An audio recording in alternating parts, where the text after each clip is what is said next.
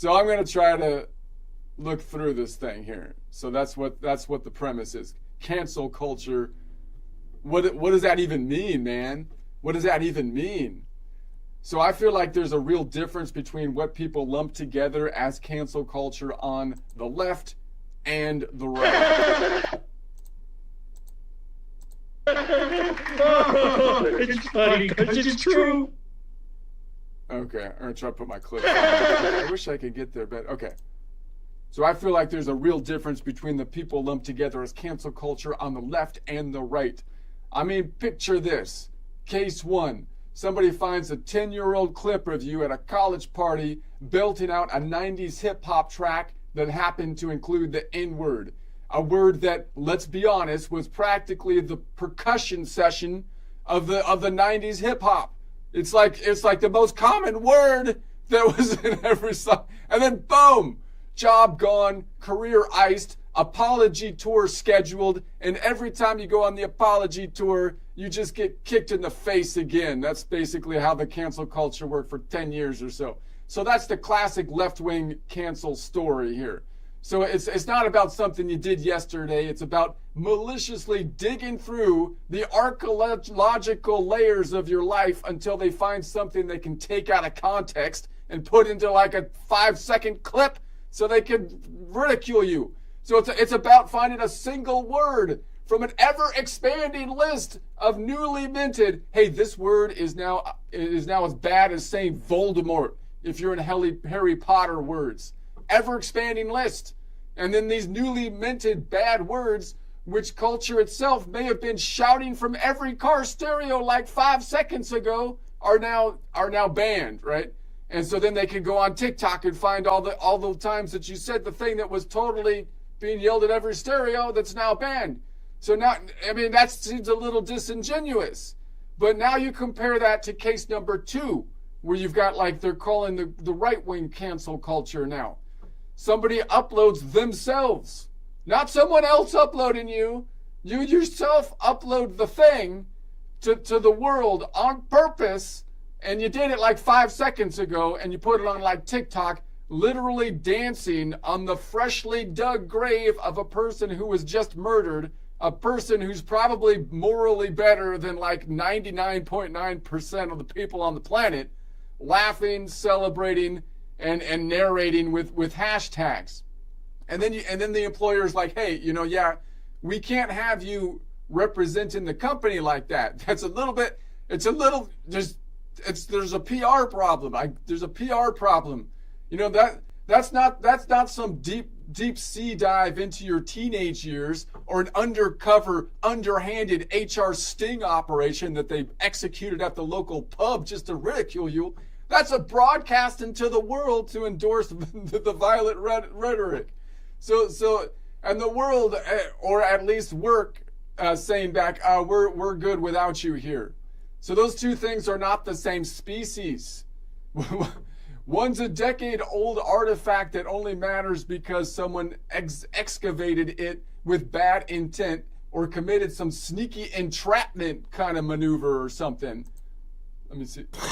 It's not possible. This is one thing the history of evolution has taught us, that life will not be contained. Life breaks free, expands to new territories, and crashes through barriers painfully, maybe even. Okay, wait a sec. Hold on a sec. Oh, there we go. The other is live stream demonstrating of cruelty, for crying out loud. But watch how the terms get blurred. People point at a company dropping an employee who just made a snuff dance reel and say, see, it's right-wing cancel culture. It's like, no, that's not actually canceling. We have to define the terms. That's the HR version of don't stick a fork in the toaster while it's plugged in, for crying out loud. I'm just a big toasty cinnamon bun. I never want to leave this. So in a normal world, we all know the difference. One side is digging for old magic words to wield like a magic spell. The other is reacting to an immediate neon light act that any sane person can see as disqualifying, Calling those two things by the same name just muddies the water, so nobody has to admit which one is actually about basic standards of decency and which one is about weaponizing archaeology. Yeah, well, that's just like your opinion, man. All right, let's try it again. All right, I'm gonna try it again. I gotta get better at like the clips. The clips throw me off, and I'm gonna put it on this. Okay, I could do it better. I need to work on my presentation style here with my PowerPoints. No one uses PowerPoints in a comedy thing.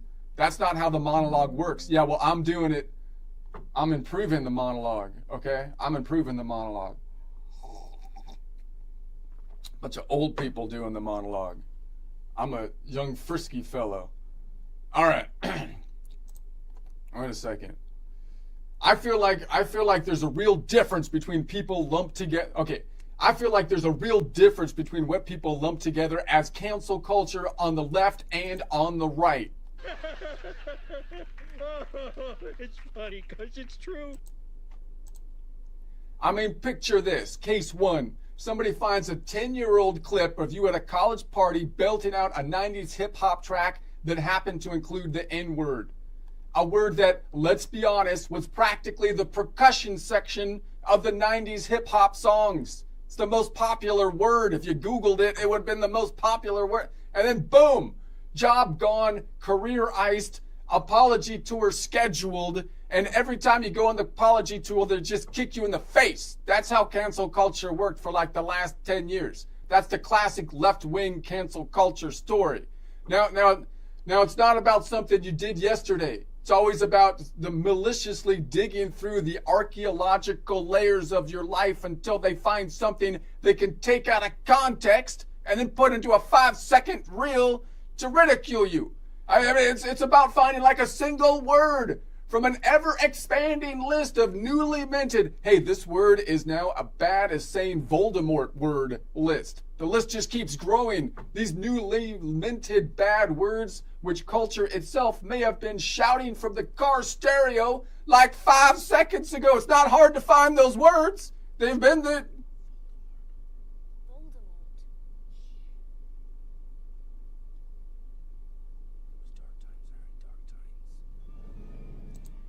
So that's the classic story for the last 10 years. Now compare that to case number 2, the current thing where they're trying to flip the script here and say, well, no, this is really cancel culture. Okay, now you have somebody uploading themselves, not somebody else maliciously digging through ancient records to upload something out of context. No, you're uploading themselves to the world on purpose, like 5 seconds ago, on TikToks with a dance reel behind it, literally dancing on the freshly dug grave of a person who was just murdered, a person who's morally better than probably like 99% of the people on the planet, laughing, celebrating, narrating with hashtags. And then you're surprised that the employer's like, we can't have you representing the company. I mean, maybe if someone else dug that up or made a sting operation and they posted it, that would be like a different story, because at least maybe you would have had the common sense not to, it's kind of harmful to the company to do that, right? So that's not some deep dive into your teenage world or an undercover, underhanded HR sting operation. That's you broadcasting to the world that you endorse like violent death, and the world, or at least the work, is saying, I think we should do what we could do without you here. We'd probably our stock price might go up a little bit if we distance ourselves a little bit from that, So those two things are not the same species. One is a decade-old artifact that only matters because someone excavated it with bad intent or committed some kind of sneaky entrapment kind of procedure. It's not possible. Listen, if there's one thing the history of evolution has taught us, it's that life will not be contained. Life breaks free. And the other is a live stream demonstration of cruelty.